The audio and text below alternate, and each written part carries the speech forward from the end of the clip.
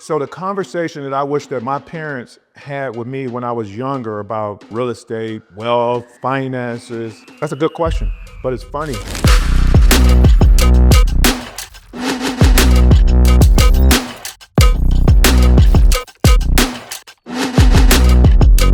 I don't think my parents were knowledgeable in any of those areas. I remember my mom as a kid working 2 jobs to make ends meet. I remember our gas being cut off. I remember us, my 2 sisters and my mom sleeping in one room because the gas was off and it's like 30 degrees and we got sheets up to the other rooms to keep the heat in one room. I didn't meet my father until I was 20 something years old, so my father wasn't around. So sometimes I would like to think that I wish that my parents were together when I was younger. I wish that they had some success and maybe I would have got here sooner. But on the other part of that, I'm happy how things turned out. It worked out perfect. It put me in a position to where I ain't had no other choice but to be successful. I'm glad I experienced the pain, the heartache, the 7th grade, junior high school with 1 pair of shoes, 2 pair of pants, 3 shirts, the other kids cracking jokes. I needed that. Like that drove me to want to be successful by all means necessary. I'm happy it turned out the way that it turned out. And I learned a lot just from my father not being there. I think that made me a better father. Like I got 7 kids.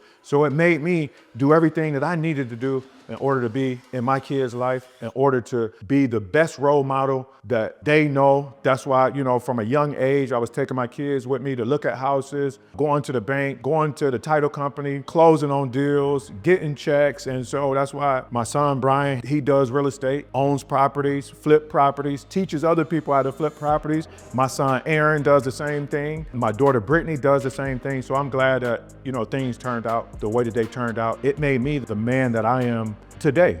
But it's a blessing for the people that were able to grow up with both parents and their parents understood finances and they learned those things early. It's a blessing. But I think for me, it was a blessing the way that I came up because it made me the man that I am today. And I'm thankful for that. And I'm thankful for both of my parents. And it had me too, as an adult, start to really look at their lives and to be more understanding of the things that they were going through, right? Because a lot of times we just thinking about us and that's selfish. I don't know what they was going through. And life can be hard, whether you got money or you don't have money. Like life can be hard sometimes. Life can be challenging and we all deal with it different. And I think they both did the best that they could with the information that they had. And so I just took it to another level. So we all played a part. It's like the race and you get the batons, y'all all gotta work together. Everybody may not be fast, but everybody play a role. And so when you get the baton, you have to do the best that you can. And then you pass the baton. So I'm thankful for my parents. Yes, as a kid, it was something I felt like I was missing. Like I knew that my father wasn't there. To see other kids with their fathers, so that was constantly on my mind, knowing that my father wasn't present. Or I can remember like yesterday on Star Avenue. I grew up on Star Avenue. I remember playing in the yard, throwing the football up, playing catch by myself. You know what I'm saying?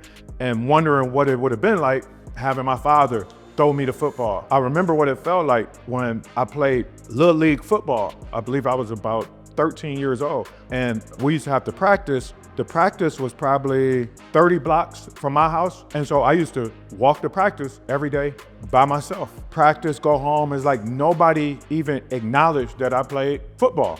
I remember the first football game. Nobody came to the football game to see me play. And then I quit because it was like nobody showing up. And so I gave up. I didn't have the push and support that I needed. So I know things would have been different if my father would have came to the football game, if my father, played catch with me, if my mother came to the football game. So it's funny, things like that. I remember that so vividly, just walking to practice or walking home from practice. And I remember in 2nd grade in elementary school, I went to Wade Park Elementary School. I remember 2nd grade, I was in a major works class. That was the smartest classroom in the whole building. And so that felt good, like to be smart. And it was like, the work was like effortless, like for me to do the work. It's like, I ain't have to put a lot of thought into it. It's like, I felt like I was like a little genius, right? And then things started to change when I didn't get support at home, didn't get help with homework. Nobody acknowledged that I was smart at home. And then I was going through turbulence with my mother. I think she was dealing with, past traumas. So, she would take those things out on me. And so home was just like, it was crazy. So it was like, I would love to go to school to get away from home, because home was just crazy. I didn't feel love at home. So I went to school and applied myself. But when I didn't get the support that I felt like I needed, or other kids, parents coming up to the school, like my parent didn't come to the school unless I got in trouble. So I gave up in school, got kicked out of major works class, and at 14 years old, I was in the streets selling drugs.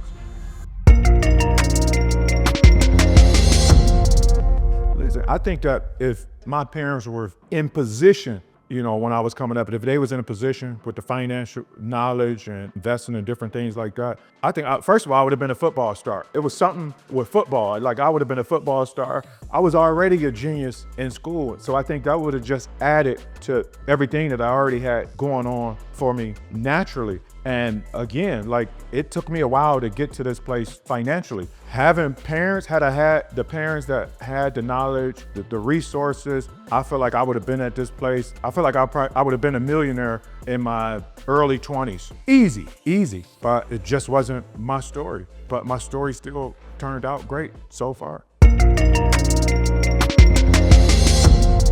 What I would say to all parents that's listening, do everything in your power to be the best role model for your kids in every area of your life, because our kids, they don't hear 90% of the things that we say, but they remember 90% of the things that we do. So just imagine if you invest in yourself, your knowledge, education, you take your gifts serious, you go out of your way, unwrap your gift and share it with the world. Just imagine your kids witnessing that. That gives your kids an advantage. And so we'll get to a place, especially for people that look like me, we'll get to a place where, okay, it's the norm for us to be super successful at 25 years old without throwing a football, without dribbling a basketball. We got the power to do that, but I think we got tricked and turned the wrong direction and always thinking that we got time. It's like we always waiting. They tricked us to wait until the afterlife.